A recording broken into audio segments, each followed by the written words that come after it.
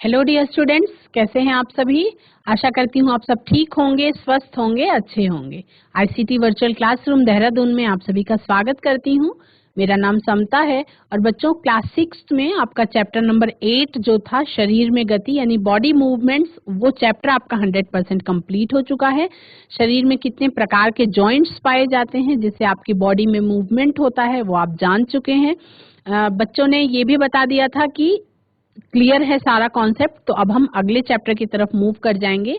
अगला चैप्टर आपका है कि किस तरह से जंतु जो है वो अनुकूलन करते हैं सजीव और उनके परिवेश के बारे में हमें जानना है। चलते हैं स्मार्ट बोर्ड की तरफ और स्टार्ट करेंगे आज चैप्टर नंबर 9। चैप्टर नंबर 9 है the living organisms characteristics and habitat. सजीव और उनका परिवेश, उसके बारे में हमें जानना है।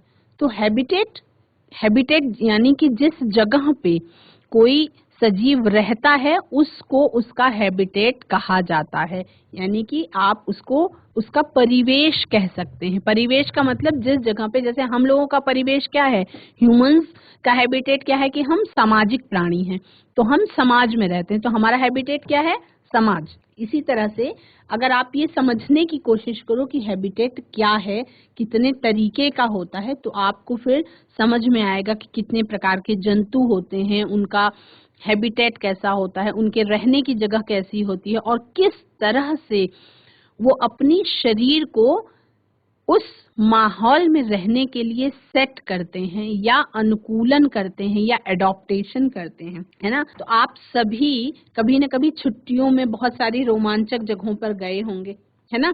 जैसे कि हमारे उत्तराखंड में ऋषिकेश है। ऋषिकेश में गंगा नदी, गंगा नदी में जब देखते हैं तो गंगा नदी के आसपास चारों तरफ देखते हैं तो हिमालय की बहुत सारी पर्वत श्रृंखला दिखाई पड़ती है। कुछ लोग क्या करते हैं, वहां पर ट्रैकिंग के लिए जाते हैं, जहाँ पे क्या होती, ट्रैकिंग पे जब लोग जाते हैं तो क्या होती है, वो गर्म स्थान से ट्रैकिंग स्टार्ट करते हैं, लेकिन जब वो चढ़ाई शुरू करते हैं तो ऊपर क्या हो जाती है, बहुत ज्यादा ठंडक हो जाती है।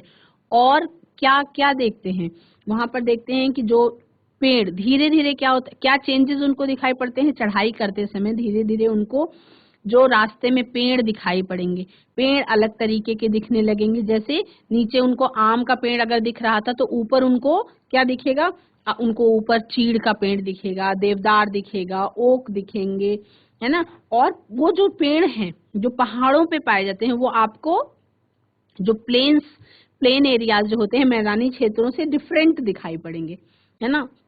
कभी अगर आप राजस्थान घूमने जाओ तो राजस्थान में आप क्या देखोगे कि राजस्थान में भी जो पेड़ पौधे हैं वो आपके मैदानी क्षेत्रों से डिफरेंट हैं।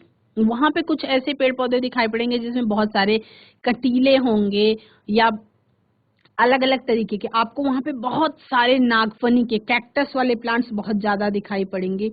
कभी अगर हम समुद्र की तरफ जाते हैं तो समुद्र की तरफ भी अलग तरीके का हमको दिखाई पड़ेगा। वहां पे हमको एक कैजुराइना नाम का पेड़ मिलता है समुद्र की साइड में, वो उसकी पूरी की पूरी कतार दिखाई पड़ेगी, है ना। तो कहीं भी जब हम घूमने जाते हैं तो हम क्या देखते हैं बच्चों की, जिस तरह से इंसान है ना, उसके अलावा जिस तरह से बहुत सारे जीव जंतु हैं, तो हमने ये देखा कि जब हम अलग अलग जगहों पे घूमने जा रहे हैं तो हमने देखा कि वहां का पहली चीज तो टेम्परेचर में डिफरेंस था, जो पेड़ पौधे पाए जा रहे थे उसमें भी डिफरेंस था। फिर और हमने क्या देखा, हमने देखा कि वहां पे अ, कोई जगह ऐसी थी जहाँ पे मॉइस्चर ज्यादा था, कोई जगह ऐसी थी जहाँ पे ड्राइनेस ज्यादा थी, कुछ जगह ऐसी थी जो थोड़ा सा गर्म थी। जैसे साउथ की साइड में हम गए तो हमने देखा कि वहां पे गर्म था। जैसे अगर हम मुंबई के मौसम की बात करें तो मुंबई में, महाराष्ट्र में बहुत ज्यादा ठंडक होती ही नहीं है, मतलब वहां पे ठंड कम, वहां के लोगों को ये पता ही नहीं कि रजाई क्या चीज होती है, वो रजाई ओढ़ते ही नहीं, वो ज्यादा से ज्यादा एसी ब्लैंकेट का यूज करते हैं, है ना। और हम बिना रजाई के ठंड में रह नहीं सकते हैं। तो यानी कि मौसम में या और भी चीजों में बहुत ज्यादा डिफरेंस होता है।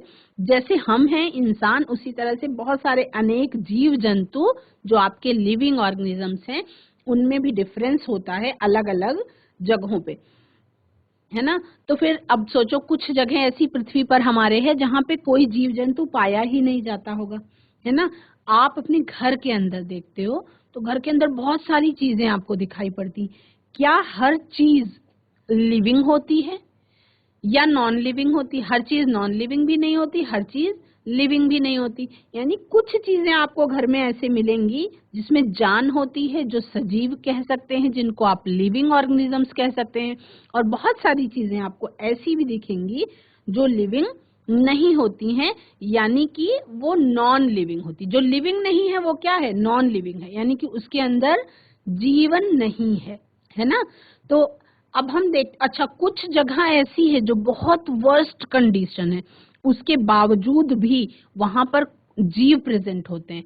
जैसे कुछ जो सूक्ष्म जीव होते हैं बच्चों, वो बहुत हाई टेम्परेचर पे भी आपको मिल सकते हैं, बहुत ज्यादा लो टेम्परेचर पे भी मिल सकते हैं।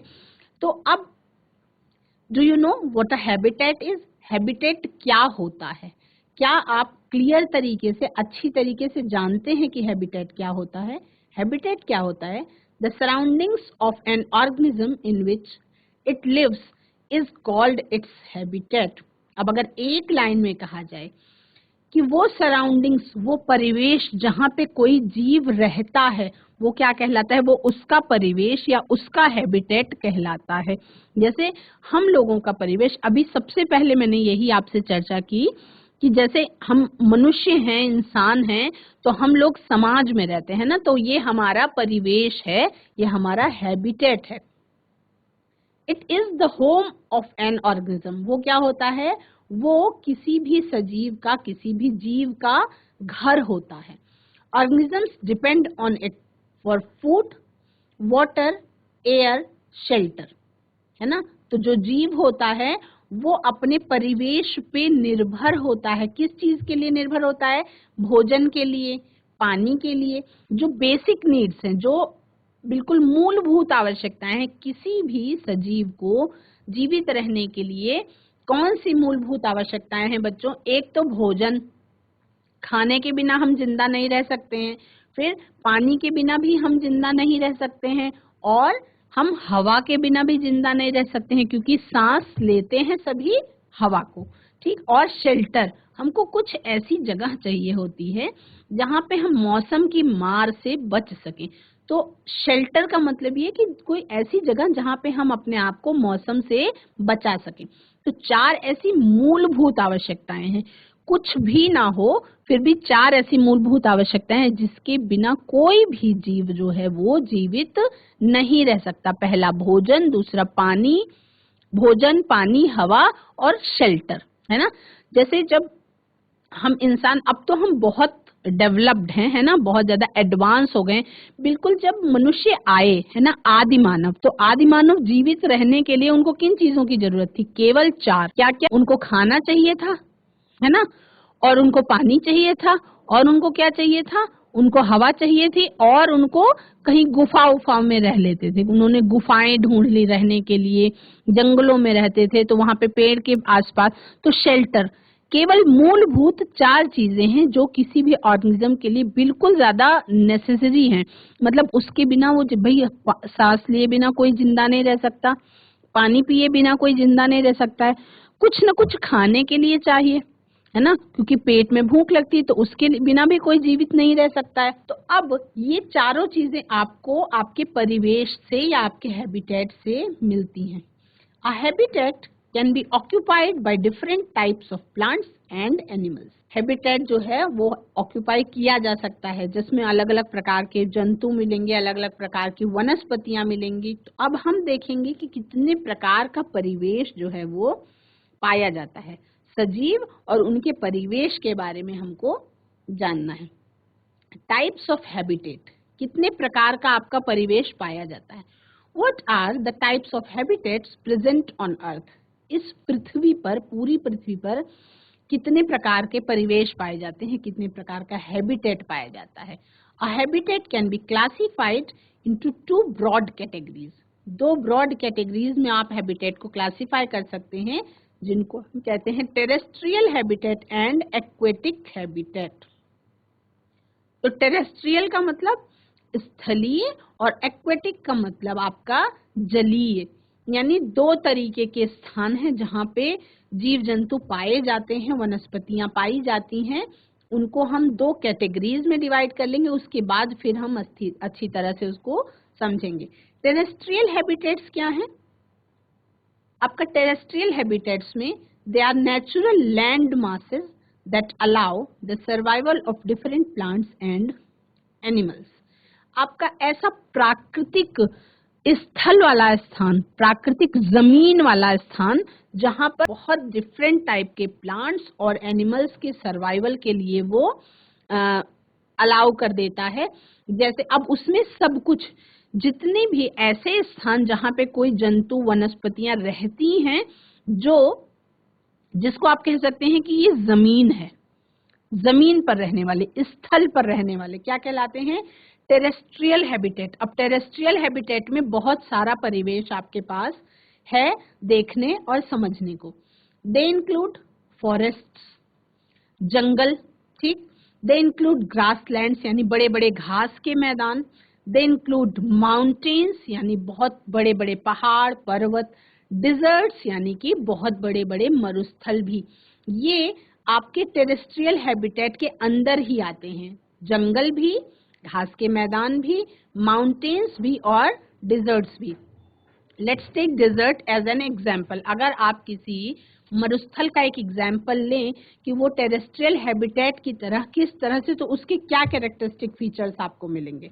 टेरेस्ट्रियल हैबिटेट को आप ये कह सकते हैं कि दे आर द ऐसा हैबिटेट, ऐसा परिवेश जो स्थल, बस ये कह लो जमीन में और पानी में, दो ही तरीके के हैबिटेट, परिवेश जो है जहाँ पे जीव मिलते हैं। टेरेस्ट्रियल में आपका फॉरेस्ट, जंगल में पाए जाने वाले विभिन्न प्रकार के जीव जंतु वनस्पतियां, बहुत सारे ऐसे आदिवासी जो जंगलों में ही रहते हैं, और इवन मनुष्य भी है ना, वो मनुष्यों की। उसके बाद ग्रासलैंड्स, घास के मैदानों में भी बहुत विभिन्न प्रकार की वनस्पतियां जीव जंतु पाए जाते हैं। माउंटेन्स, पहाड़ों में भी बहुत सारे अलग प्रकार के, जो आपके फॉरेस्ट्स में पाए जाते हैं वैसे आपके माउंटेन्स में नहीं पाए जाते, लेकिन जैसे माउंटेन्स में पाए जाते हैं वैसे आपके फॉरेस्ट्स में भी नहीं मिलते, है ना, डिफरेंट तरीके के। डिजर्ट्स में रहने वाले अलग तरीके के, है ना। तो हम मान लीजिए अगर डिजर्ट की बात कर लेते हैं, डिजर्ट का हम एग्जाम्पल ले लें, तो डिजर्ट्स क्या है? Deserts are areas with very low availability of water. वहां पे क्या होता है बच्चों? पानी की बहुत कम अवेलेबिलिटी होती है ना। डिजर्ट्स का मतलब मरुस्थल या रेगिस्तान। तो रेगिस्तान में क्या होता है? Deserts are areas with very low availability of water, यानी कि वहां पे पानी जो है वो बहुत कम, वहां पे पानी जो है वो बहुत कम अवेलेबल होता है। आपका वहां पे बहुत ज्यादा पानी नहीं मिलता, है ना, क्योंकि पानी की कमी होती है। The days are very hot in a desert. रेगिस्तान में जो दिन होता है, दिन बहुत गर्म होता है। Whereas the nights are very cold, लेकिन रातें क्या होती हैं? बहुत ज्यादा ठंडी होती हैं। वहां पे पौधे कैसे होते हैं? The plants and animals living in a desert are dependent on abiotic factors for their survival. वो जो है आपके एबायोटिक फैक्टर्स पे अपने सर्वाइवल के लिए डिपेंडेंट होते हैं, ठीक है।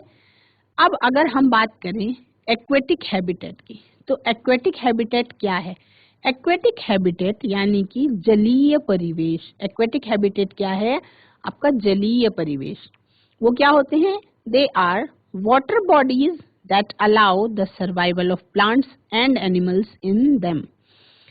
कुछ ऐसे पानी के स्रोत, कुछ ऐसे पानी वाली जगहें जो वहां पे बहुत सारे प्रकार के जीव जंतु और वनस्पतियों के सर्वाइवल के लिए अलाउ करती हैं, वो आपके एक्वेटिक हैबिटेट की कैटेगरी में आते हैं। जैसे क्या क्या हो सकता है? पॉन्ड्स, तालाब, और क्या हो सकता है? जलाशय, लेक्स, है ना, जिनको आप झील भी कहते हैं। ओशंस, बड़े बड़े समुद्र, है ना, रिवर्स, नदियां, ये सब के सब क्या हैं? ये दे आर वाटर बॉडीज। ये क्या हैं?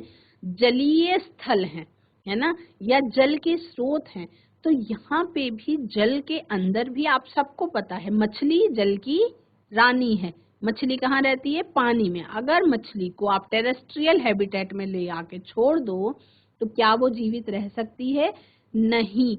सबसे बड़ा एग्जाम्पल है परिवेश का, कि जैसे मछली का परिवेश जलीय है, एक्वेटिक हैबिटेट है, तो अपने परिवेश के बाहर कोई भी जंतु अनुकूलन नहीं कर सकता, क्योंकि उसका शरीर अपने परिवेश में रहने के लिए अनुकूलित होता है। अब ये एग्जाम्पल छोटे बच्चे क्लास 6 के हैं, उन सबको पता है। बचपन में ये आपको पोम सिखाई गई थी, कविता सिखाई गई थी कि मछली जल की रानी है, जीवन उसका पानी है, हाथ लगाओगे तो डर जाएगी, लेकिन अगर बाहर निकालोगे तो मर जाएगी। मतलब कि पानी के अंदर ही मछली जीवित रह सकती है, अगर मछली को पानी के बाहर निकाल दिया जाए तो वो जीवित नहीं रह सकती। तो बच्चे अपने बिल्कुल छोटा वाला बचपन याद करिए और ये वाली पोम से आप समझेंगे कि किस तरह से एक्वेटिक हैबिटेट में जंतु जो हैं वो जलीय जंतु होते हैं, या जलीय वनस्पतियां उनको हम कहते हैं। वो एक्वेटिक हैबिटेट क्या हो सकता है? तालाब भी हो सकता है, झील भी हो सकती है, बड़े बड़े समुद्र भी हो सकते हैं, और आपकी नदियां भी हो सकती हैं। ये सब के सब जलीय परिवेश का या एक्वेटिक हैबिटेट का एग्जाम्पल है। ठीक है। These water bodies can have fresh water और सलीन वाटर। अब एक दूसरी बात आई कि ये वाटर बॉडीज जो हैं, ये जो जलीय स्थल हैं, ये या तो ताजे पानी का स्रोत हो सकते हैं या ऐसा स्रोत हो सकते हैं जहां का पानी खारा है, यानी कि सलीन वाटर है। तो अब अगर हम ये कहें कि जो रिवर्स होते हैं उनका पानी ज्यादातर फ्रेश वाटर होता है, क्योंकि फ्लोइंग वाटर, जैसे हम गंगा जी की बात कर लेते हैं। अगर हम अपने ही राज्य में चलने वाली गंगा नदी की बात करते हैं, तो गंगा नदी क्या है? आपका फ्रेश वाटर बॉडी है ना। उस पर हम ये कह सकते हैं वी कैन से कि ताजे पानी का स्रोत है, वो पानी जो है बहता हुआ जल है। लेकिन अगर हम किसी समुद्र की बात करते हैं, तो वहां का पानी जो है खारा होता है, सलीन वाटर होता है, या नमकीन पानी होता है, जिसमें नमक की मात्रा होती है ना। तो आप सबको क्या पता है बच्चों की नमक कैसे निकालते हैं? क्या पता है आपको? Organisms living in aquatic habitat use the oxygen dissolved in water to breathe. वो जीव जो एक्वेटिक हैबिटेट में रहते हैं वो सांस कैसे लेते हैं? वो पानी में घुली हुई जो ऑक्सीजन है उसी को अपनी सांस लेने के लिए, अपनी श्वसन प्रक्रिया के लिए या अपनी ब्रीदिंग के लिए यूज करते हैं। ठीक है। तो एक्वेटिक हैबिटेट और टेरेस्ट्रियल हैबिटेट, दो प्रकार का परिवेश जो पृथ्वी पर पाया जा रहा है, उसके बारे में आपको समझ में आ गया कि जैसे हमने ऊपर डेजर्ट्स की बात करी। एग्जाम्पल के लिए टेरेस्ट्रियल हैबिटेट में हमने डेजर्ट की बात करी। तो डेजर्ट में आपको जब भी हम रेगिस्तान की बात करते हैं तो हमें सबसे पहले कौन सा जानवर याद आता है?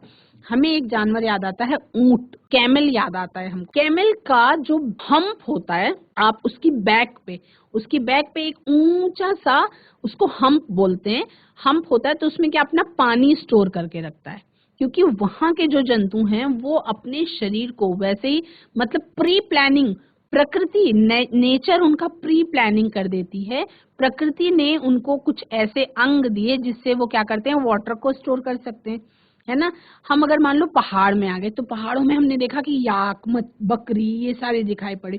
हमने समुद्र तट पे जाके देखेंगे, वहां पे हमको केकड़े दिखाई पड़ेंगे, बहुत सारी मछलियां, वहां पे मछुआरे दिखाई पड़ेंगे, है ना, जिनका जीवन यापन का साधन ही वही है। वो समुद्र से मछलियां पकड़ते हैं और उसके बाद उसको सेल करते होंगे, लोग उसको खाते होंगे, और इनका क्या है? जीवन यापन का साधन, उनका जीने खाने का तरीका ही, ब्रेड एंड बटर ही है कि वो मछली पकड़ेंगे और उसको क्या करेंगे? सेल करेंगे, है ना। इसी तरह से आपको अलग अलग परिवेश, अब परिवेश का मतलब आपको समझ में आ गया होगा कि परिवेश का मतलब क्या होता है ना। अब इसमें अगर आप किसी परिवेश के बारे में लिखना चाहो, है ना, तो अलग अलग परिवेश में पाए जाने वाले जंतु, पौधे और अन्य वस्तुएं, क्या क्या चीजें कहाँ कहाँ मिलती हैं, उसकी आप एक लिस्ट भी बना सकते हो, है ना। जब जैसे हम बात कर रहे हैं, अब जब हम चैप्टर नंबर 5 में हमने बात करी थी, हमने एक्वेटिक जब हैबिटेट की बात कर रहे हैं, तो मैं आपको क्या बता रही हूँ कि these water bodies can have fresh water और सैलिन वाटर, यानी कि जो आपका एक्वेटिक हैबिटेट है, जो आपका जलीय परिवेश है, उसमें दो तरीके का पानी पाया जा सकता है। या तो ऐसा पानी होगा जो ताजा होगा, है ना, या ऐसा पानी होगा जो स्वाद में क्या होगा, नमकीन होगा, मतलब सैलिन वाटर, खारा पानी होगा। तो जो समुद्री जल होता है, जो समुद्र में पाया जाने वाला पानी होता है, उसमें आपके लवण, सॉल्ट्स घुले होते हैं बहुत सारे। इसलिए अगर ये क्वेश्चन पूछा जाए कि नमक कहाँ से मिलता है, तो आप इतना कह सकते हैं कि हाँ, नमक जो है वो समुद्र के पानी से हमें मिलता है। ठीक है। अब एक्वेटिक हैबिटेट में आपने टेरेस्ट्रियल हैबिटेट में जाना, एक्वेटिक हैबिटेट जाना, यानी कि आपने दो तरीके के परिवेश के बारे में आज जान लिया। एक तो स्थलीय परिवेश, दैट इज टेरेस्ट्रियल हैबिटेट, और दूसरा है आपका जलीय परिवेश यानी कि aquatic habitat. Now we know how terrestrial and aquatic habitats are different from each other. अब आपको क्या जानना है कि किस तरह से स्थलीय परिवेश, टेरेस्ट्रियल हैबिटेट, और एक्वेटिक हैबिटेट यानी कि जलीय परिवेश एक दूसरे से अलग हैं। How do organisms survive in these habitats? अब अगर बचपन को याद करें और वही वाली पोयम याद करें, कविता मछली जल की रानी है, तो आप उससे देखेंगे कि आपका डिफरेंस है, क्या अंतर है दोनों प्रकार के हैबिटेट में। क्यों वो पानी में ही जिंदा रहती है और बाहर निकालने के बाद मछली जिंदा क्यों नहीं रह सकती? मछली जीव है ना, उसको पानी में घुली हुई ऑक्सीजन लेके वो सांस लेती है। क्यों? बाहर भी तो ऑक्सीजन है ना, जमीन में भी ऑक्सीजन है, वो सांस क्यों नहीं ले सकती? ले सकती है ना। सोचो तो क्यों, क्या अंतर है उसके शरीर में, ऐसा क्या है कि वो केवल पानी में ही जिंदा रह सकती है, नॉर्मल जगह पे, जमीन पे जिंदा नहीं रह सकती है ना। तो ये हम जानेंगे। The characteristics of an organism, क्या किसी भी सजीव के हम उन लक्षणों के बारे में जानेंगे, वो चाहे कोई पौधा हो या कोई जंतु हो, that help it survive in its habitat, are called adaptations. यानी कि अब हम जानेंगे कुछ ऐसे लक्षण के बारे में जो क्या करते हैं, किसी भी जीव को, चाहे वो पौधा हो चाहे वो जंतु हो, अपने हैबिटेट में किस तरह से जिंदा रहना है, सरवाइव करने के लिए क्या करना होता है, अनुकूलन करना होता है, या आप ये कह सकते हैं अपने आप को माहौल के अनुसार एडजस्ट करना होता है, ढालना होता है। जैसे अगर एग्जाम्पल के तौर पे देखेंगे, मान लीजिए कि हमने ट्रैकिंग का एग्जाम्पल लिया था, ठीक है। मान लीजिए हमें ट्रैकिंग करने जाना है, हम केरला से आ रहे हैं, साउथ इंडिया से कोई आया जिसको ट्रैकिंग पे जाने की इच्छा है। तो साउथ इंडिया में तो वो कपड़े कॉटन की शर्ट पहन रहा था, क्या कॉटन की शर्ट के साथ वो ट्रैकिंग कर सकता है?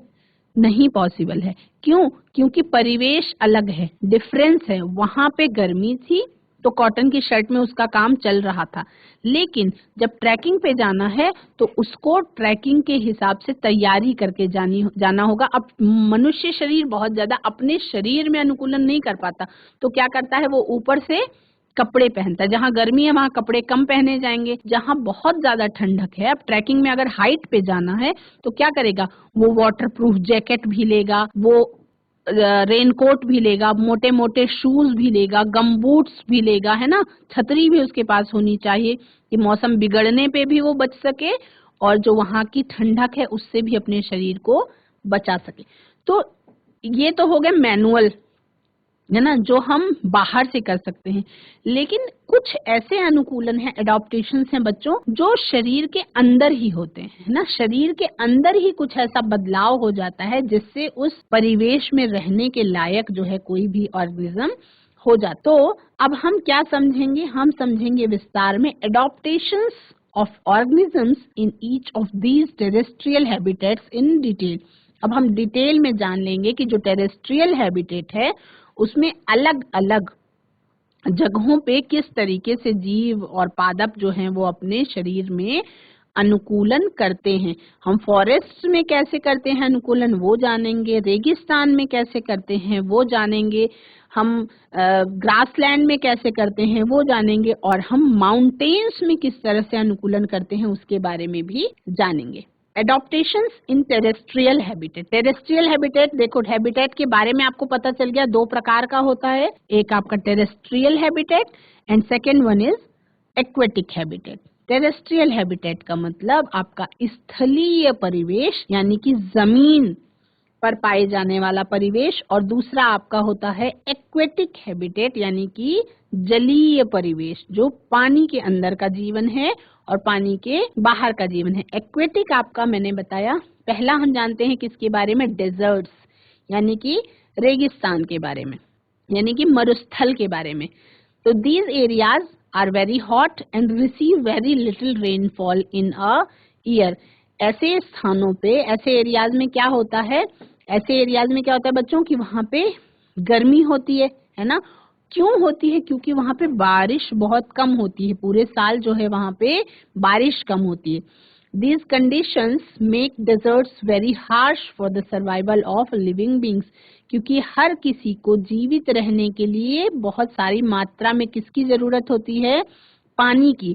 हमने 4 बेसिक जरूरतों के बारे में बात करी थी, वो क्या था, खाना, पानी, रहने के लिए कोई शेल्टर और आपका हवा। तो पानी के बिना तो जीवित रहना मुश्किल है, यानी कि डेजर्ट्स जो हैं वो ऐसी जगह है, रेगिस्तान मरुस्थल ऐसी जगह है जहाँ पे लिविंग बींग्स का सर्वाइवल होना थोड़ा मुश्किल था।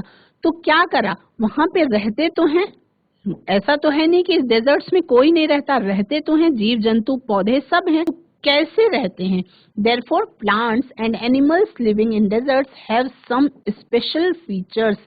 तो उन जो जंतु हैं और जो प्लांट्स हैं उनके शरीर में कुछ स्पेशल फीचर्स होते हैं, कुछ ऐसे कैरेक्टर्स पाए जाते हैं जिससे वो वहां पे रह पाते हैं। Adaptations of animals in desserts, मैंने आपको कैमल हम्प के बारे में बात करी। तो जब आप कैमल का डायग्राम देख रहे हैं तो ये जो ऊपर की तरफ ये निकला हुआ ये जो पोर्शन है ये कैमल का हम्प कहलाता है, जो ऊपर पहाड़ के जैसा दिखाई पड़ रहा है। आपको माउंटेन के जैसी शेप दिखाई पड़ रही है कैमल के बैक पे, ये क्या है, ये उसका हम्प है ना। कैमल में क्या होता है, रेगिस्तान का सबसे मशहूर जो जीव है वो ऊंट है। तो हम ऊंट के बारे में बात करेंगे कि ऊंट कैसे एडॉप्टेशन, मतलब उसके शरीर में क्या क्या ऐसे अनुकूलन होते हैं जिससे वो रेगिस्तान में रहने के लायक होता है और रेगिस्तान में रह पाता है। Camels have long legs.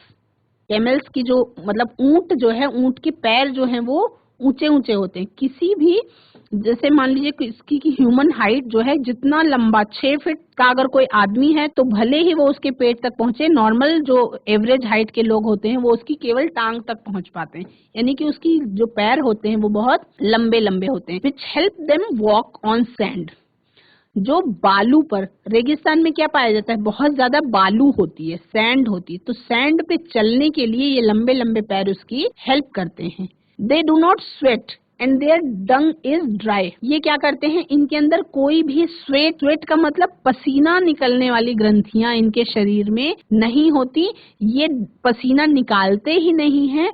और इनका जो डंग होता है, यानी कि ये जो एक्सक्रीटरी सिस्टम होता है इनका, उसमें जो डंग इनका होता है वो ड्राई होता है। यानी कि जैसे गाय का गोबर है तो गाय का गोबर गीला गीला होता है, लेकिन जो कैमल होते हैं, कैमल की डंग जो है वो कैसी होती है, बहुत ज्यादा ड्राई होती है, सूखी। यानी कि पानी उनके शरीर से वेस्ट नहीं निकल सकता है, ना तो पसीना होता है उनको और ना ही उनका डंग जो है वो गीला होता है, वो भी ड्राई होता है ना।